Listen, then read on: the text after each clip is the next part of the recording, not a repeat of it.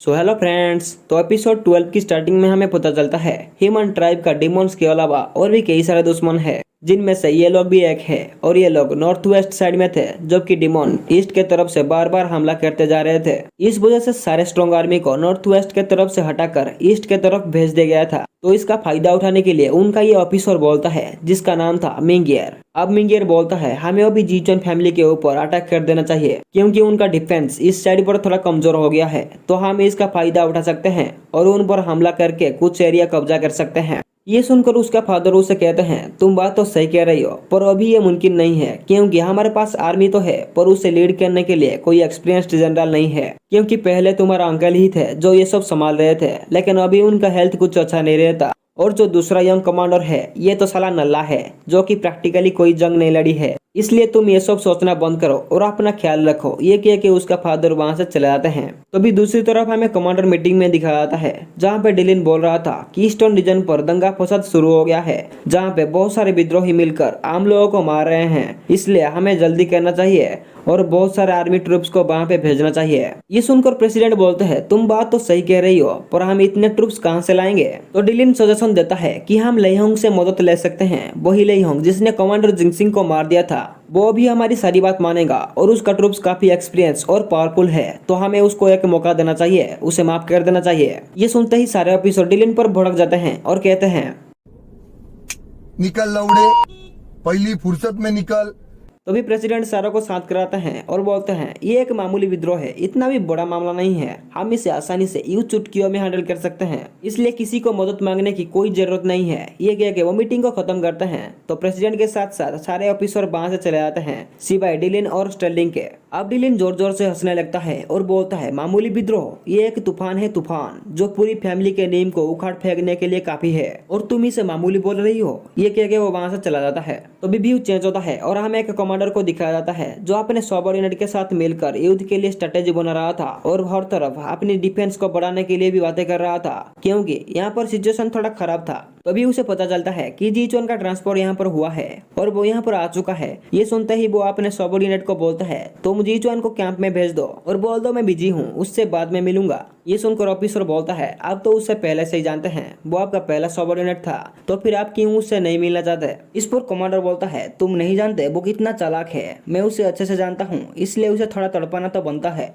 वही दूसरी तरफ जीचोन अपने साथियों के साथ कैंप की तरफ जा रहा था, तो रास्ते में वो कुछ सोल्जर्स को देखता है जो ज्यादा ताकतवर नहीं लग रहे थे।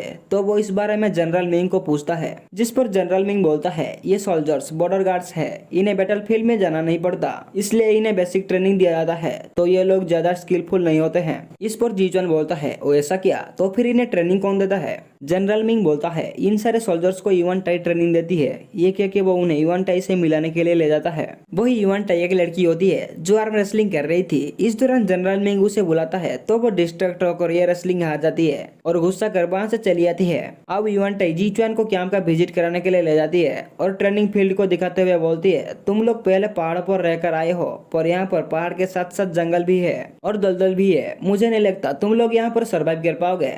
तुम भले ही डिमोन ट्राइब को हराया हो, पर यहाँ पर टिकना इतना भी आसान नहीं है। ये सुनकर बाइचुआन को गुस्सा आ जाता है, तो वो युवान टाई को एक रेस के लिए चैलेंज दे देती है कि देखते हैं कौन कितना देर टिकता है। तो अभी जीचुआन इस पर बोलता है जो कोई भी हारेगा उसे ट्रिब्यूट देना पड़ेगा।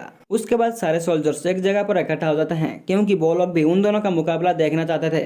अब वो दोनों एक जगह सिलेक्ट करते हैं कि जो कोई भी वहां पर सबसे पहले पहुंचेगा वही विनर होगा। उसके बाद उनका रेस स्टार्ट हो जाता है, जिसमें वो दोनों ही बहुत ही अच्छा कर रहे थे, क्योंकि वो दोनों ही बहुत ही ज्यादा स्किलफुल थे।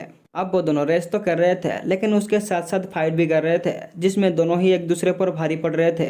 अब वो दोनों नदी को पार करके जंगल में एंट्री करते हैं और पेड़ की टहनियों पर टार्जन की तरह लटक लटक कर आगे बढ़ते हैं और एक दूसरे से फाइट भी कर रहे होते हैं, जिस दौरान युवान टाई की टहनी टूट जाती है और वो सीधा दलदल में गिर जाती है। तो वो परेशान हो जाती है, लेकिन बाइचुआन उसे उठाकर ऊपर ले आती है, जिसके बाद दोबारा से उनका रेस शुरू हो जाती है, जिसमें अब उनको एक खड़ी पहाड़ को चढ़ना था। तो वो लोग जल्दी जल्दी पहाड़ में चढ़ने लगते हैं, लेकिन इस दौरान बाइचुआन का हाथ छूटने ही वाला था, तो भी युवान टाई उसे पकड़ लेती है, जिसके बाद वो दोनों एक साथ पहाड़ पर चढ़ जाते हैं और हंसने लगते हैं, क्योंकि अब वो दोनों दोस्त बन चुके थे। वही दूसरी तरफ जीचुआन से मिलने के लिए कमांडर आता है और उसे इतने टाइट से हक करता है जैसे कि बहुत दिन से मिलने के लिए बेताब था। अब जीचुआन उससे खुद को छुड़ाता है और कुछ बोलने ही वाला होता है कि तभी कमांडर जानबूझकर अपने सबऑर्डिनेट को डांटता है कि तुमने मुझे पहले क्यों नहीं बताया कि जीचुआन आया है। ये कह के वो उसे 20 राउंड दौड़ने के लिए बोल देता है और जी चुआन को अपने साथ खाना खिलाने के लिए ले जाने लगता है। लेकिन तभी बाई चुआन और इवान टाई आ जाते हैं, जिन्हें देखकर जी चुआन उन दोनों के पास चला जाता है और पूछता है बताओ तुम दोनों में से कौन हारा। तो इवान टाई बताती है हम दोनों बिल्कुल बराबर गए हैं, कोई भी नहीं हारा। जिस पर जी चुआन बोलता है ट्रीट तो देना पड़ेगा, जिसे सुनकर बाई चुआन गुस्सा हो जाती है। तो जी चुआन डर के मारे वहां से चला जाता है और कहता है अब तो खाना ही खा लेना चाहिए। तो अभी व्यू चेंज होता है और हमें दुश्मनों के आर्मी को दिखाया जाता है, जहाँ पे एक लेडी ऑफिसर अपने सोवरेनिटी से इंफॉर्मेशन ले रही थी कि उनके दुश्मनों के पास एक नया कमांडर आ गया है जो मिंगहुई से भी ज्यादा पावरफुल है। असल में वो लोग जी चुआन की बात कर रहे थे। तो फिर देखते हैं नेक्स्ट वीडियो में ये लोग क्या तबाही मचाते हैं। तब तक के लिए बाय बाय, टेक केयर।